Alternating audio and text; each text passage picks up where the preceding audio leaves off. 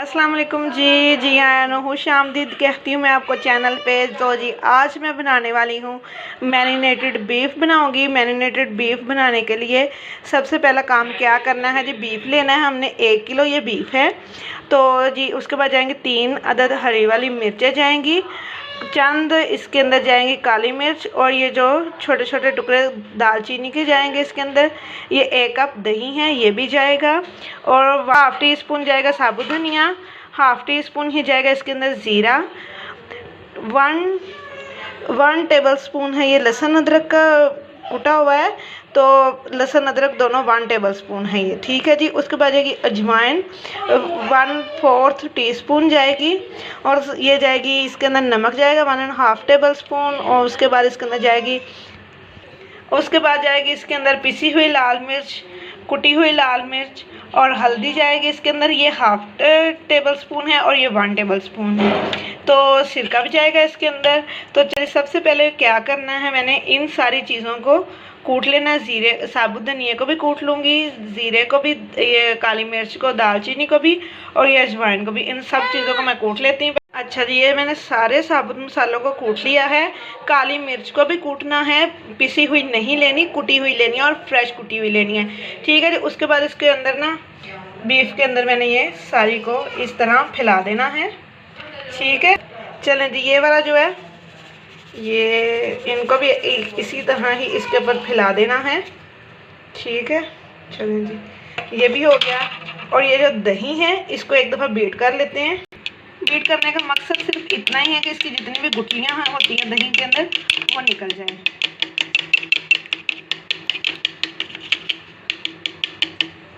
चलिए जी, ये भी हो गया। अब इसको भी मैं इसके ऊपर इसी तरह ही डाल देना है। चलो जी, ये लहसुन अदरक है और ये भी इसके अंदर मैं डाल देती हूँ, ठीक है जी। अब बारी है जी इसके अंदर सिरके की, 1 टेबल स्पून ये चला गया इसके अंदर। और ये हरी मिर्चों को भी आप चाहें तो चॉप करके डाल लें, आप चाहेंगे तो इसके कूट के डाल लें, लेकिन मैं इसके अंदर कूट के ही डालूंगी, क्योंकि मुझे लगता है कि इस बीफ के अंदर ना कुटी हुई को ज़्यादा अच्छा लगता है, फ्लेवर ज़्यादा अच्छा है। अच्छा जी, इनको मैंने यहाँ पे कूट लिया है, तो ये भी इसके अंदर डाल देती हूँ। 2 अज्जा और हैं जो मैंने इसके अंदर डालने हैं, लेकिन उससे पहले एक दफ़ा इसको मैं मिक्स कर लेती हूँ बहुत अच्छी तरह से। अच्छा जी, उसके बाद जाएगा इसके अंदर जायफल जवित्री का पाउडर, देखें थोड़ा सा, बिल्कुल 1/4 टीस्पून है ये भी, तो ये भी मैं इसके अंदर डाल ही देती हूँ। तो एक दफ़ा हाथ की मदद से इसको मैं मिक्स कर लेती हूँ। तो इसको कम से कम 1 घंटे के लिए आपने इसको फ्रिज में रखना है, और ज़्यादा से ज़्यादा आप ओवरनाइट भी इसको रख सकते हैं, कोई मसला नहीं है। जितना ज़्यादा इसको टाइम लगेगा इसके अंदर उतना ज़्यादा अच्छा बनेगा ये, ठीक है जी। अब मैं इसको 1 घंटे के लिए रखने लगी हूँ फ्रिज के अंदर। तो चले जी, तो फिर उसके बाद मैं बताऊंगी कि इसकी ग्रेवी का क्या करना है, वो भी बहुत इंटरेस्टिंग है, इसलिए वीडियो को स्किप मत कीजिएगा। अच्छा जी, ये मैंने सारे साबुत मसालों को कूट लिया है। काली मिर्च को भी कूटना है, पिसी हुई नहीं लेनी, कुटी हुई लेनी है, और फ्रेश कुटी हुई लेनी है, ठीक है जी। उसके बाद इसके अंदर ना, बीफ के अंदर मैंने ये सारी को इस तरह फैला देना है, ठीक है। चलें जी, ये वाला जो है ये इनको भी इसी तरह ही इसके ऊपर फैला देना है, ठीक है। चलें जी, ये भी हो गया। और ये जो दही है इसको एक दफ़ा बीट कर लेते हैं। बीट करने का मकसद सिर्फ इतना ही है कि इसकी जितनी भी गुठलियाँ होती हैं दही के अंदर वो निकल जाए।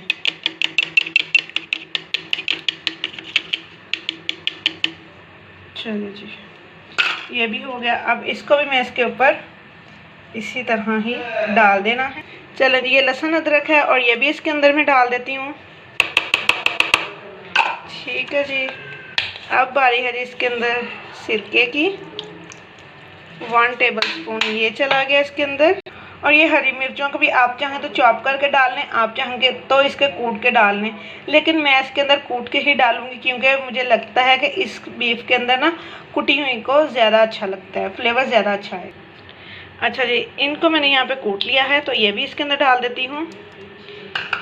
2 अज्जा और हैं जो मैंने इसके अंदर डालने हैं, लेकिन उससे पहले एक दफ़ा इसको मैं मिक्स कर लेती हूँ बहुत अच्छी तरह से। अच्छा जो उसके बाद जाएगा इसके अंदर जायफल जवैत्री का पाउडर देखें थोड़ा सा, बिल्कुल 1/4 टीस्पून है ये भी, तो ये भी मैं इसके अंदर डाल ही देती हूँ। तो एक दफ़ा हाथ की मदद से इसको मैं मिक्स कर लेती हूँ। तो इसको कम से कम 1 घंटे के लिए आपने इसको फ्रिज में रखना है, और ज़्यादा से ज़्यादा आप ओवरनाइट भी इसको रख सकते हैं, कोई मसला नहीं है। जितना ज़्यादा इसको टाइम लगेगा इसके अंदर उतना ज़्यादा अच्छा बनेगा ये। ठीक है जी, अब मैं इसको 1 घंटे के लिए रखने लगी हूँ फ्रिज के अंदर। तो चले जी, तो फिर उसके बाद मैं बताऊंगी कि इसकी ग्रेवी का क्या करना है, वो भी बहुत इंटरेस्टिंग है, इसलिए वीडियो का स्किप मत कीजिएगा। अच्छा जी, यहाँ पे बीफ को 1 घंटा हो चुका है मैरिनेट हुए। तो अब मुझे क्या करना है इसकी ग्रेवी के लिए, इसको साइड पे करके, तो ये लें जी, ये प्याज इसके अंदर जाएगा, इसको मैं चॉप कर लूँ पहले, फिर मैं आती हूँ। अच्छा जी, 1 पतला है, तो अब मैं इसको, यहाँ पे मैंने 1 कप ऑयल लिया है तो इसके प्रेशर कुकर के अंदर, और चूल्हा मैंने ऑन कर दिया था। तो अब मैं इसके अंदर ये डाल देती हूँ, बिस्मिल्लाह। अभी इसके अंदर बहुत मज़ेदार किस्म के अज्जा जाएंगे, जिससे इसकी खुशबू ज़्यादा मज़ीद अच्छी हो जाएगी। तो पहले इसको ना थोड़ा सा कर लेते हैं लाइट ब्राउन कर लें, या फिर सिंपल इसको ज़रा सा बस इसको सॉफ्ट कर लेंगे प्याज को। तो जी अब इसको लेयर से इसको खोलती जाती हूँ साथ में। ठीक है, जितनी देर में ये प्याज हो रहा है इसके अंदर जो मसाले और जाने हैं वो भी मैं आपको बताती हूँ।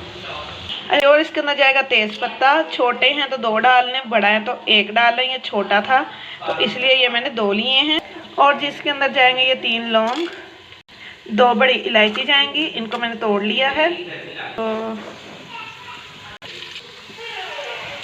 अच्छा जी, उसके बाद इसके अंदर मैंने शामिल कर दिया है टमाटर, जो कि बड़े साइज़ का था तो 1 डाल लें, छोटे साइज़ के हैं तो 2 डाल लें। तो उसके बाद थोड़ी सी आंच नीचे से हम तेज़ कर लेते हैं।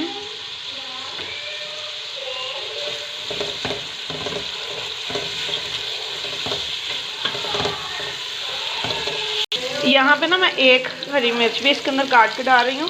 2 जो थी 2 मैंने उसके गोश्त के अंदर डाल दी थी, और 1 मैंने इसके अंदर डाल दिया।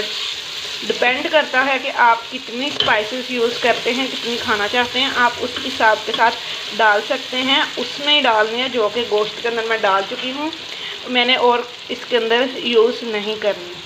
अच्छा जी, ये भी इसके अंदर ग्रेवी मेरी रेडी हो गई है तकरीबन। ये इसी तरह रखूँगी, जब इसके ऊपर प्रेशर कुकर आ जाएगा तो बहुत ये सब कुछ इसके अंदर मैश हो जाएगा, कुछ भी नज़र नहीं आएगा।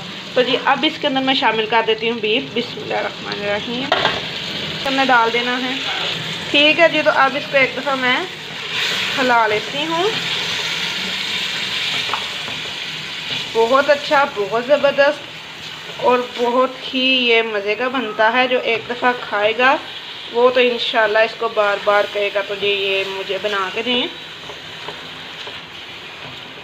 तो अब इसके अंदर मैं पानी शामिल कर देती हूँ। 2 से 3 गिलास इसके अंदर पानी जाएगा, ये मैंने 1 गिलास डाल दिए। तो जी ये दूसरा गिलास हो गया, तो ये इसके अंदर हो गया जी तीसरा गिलास। अब इसको मैं कवर करके छोड़ दूँगी 10 से 15 मिनट के लिए। तो जी फिर मिलते हैं 10 से 15 मिनट के बाद। अच्छा जी, मैंने इसको ऊपर से उतार लिया है इसका प्रेशर कुकर का कवर। तो अब मैं इसके नीचे दोबारा से आग जलाने लगी हूँ, चूल्हा ऑन कर दिया मैंने। तो 95% ये गोश्त गल चुका है और 5% इसके अंदर ना है अभी कसर। तो अब क्या करना है, ये पानी है जो है वो मैंने खुश्क करना है इसके अंदर। ये इसी तरह ही मैंने पानी को ड्राई कर देना है बिल्कुल। तो जी वो जो 5% इसके अंदर है कसर वो भी ख़त्म हो जाएगी, और ये पानी जो है ये ख़त्म हो जाएगा। तो उसके बाद मैं आपको बताती हूँ कि अगला स्टेप क्या है इसका। गोश्त बहुत अच्छी तरह से गल चुका है और पानी भी इसका कम हो गया है, ख़त्म ही हो गया है तकरीबन। तो अब इसको मैं भून रही हूँ।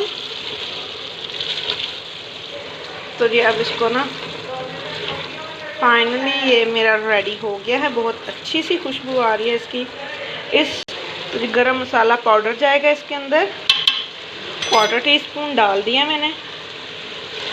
अब इसको ना थोड़ा सा बस अगेन चमचे को चला लेंगे। तो जी अब इसको करते हैं डिश आउट। चलें जी, अब इसको ना तो डिश आउट कर लेते हैं। बहुत अच्छी तरह से मैंने इसको भून लिया, तो अब चूल्हा करते हैं बंद। तो जी बिस्मिल्लाहिर्रहमानिर्रहीम। तो अगर आप इसके अंदर ग्रेवी रखना चाहते हैं तो आप ग्रेवी भी रख सकते हैं। तो चले ये ले जी, चले जी, ये देखें। अच्छा, ये देखें माशाल्लाह से कितना मज़ेदार लग रहा है। देखने से ही मैरिनेटेड बीफ मेरा बनके रेडी हो गया है। तो जी अगर आपको वीडियो अच्छी लगी है तो एक लाइक ठोक दें, चैनल पे नए हैं तो सब्सक्राइब कर दें, बेल के बटन पे प्रेस करना मत भूलिएगा कि मेरी हर आने वाली नई वीडियो का नोटिफिकेशन आप तक पहुंच सके। नेक्स्ट वीडियो तक के लिए मुझे दीजिए इजाज़त जी, अल्लाह निगहबान।